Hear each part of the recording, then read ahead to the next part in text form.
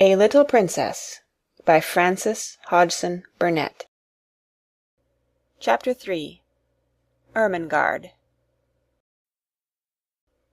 On that first morning when Sara sat at Miss Minchin's side, aware that the whole schoolroom was devoting itself to observing her, she had noticed very soon one little girl, about her own age, who looked at her very hard with a pair of light, rather dull blue eyes.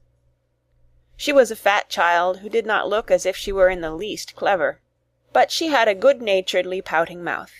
Her flaxen hair was braided in a tight pigtail, tied with a ribbon, and she had pulled this pigtail round her neck and was biting the end of the ribbon, resting her elbows on the desk, as she stared wonderingly at the new pupil. When Monsieur Dufarge began to speak to Sara, she looked a little frightened, and when Sara stepped forward and, looking at him with the innocent, appealing eyes, answered him without any warning in French, the fat little girl gave a startled jump and grew quite red in her awed amazement.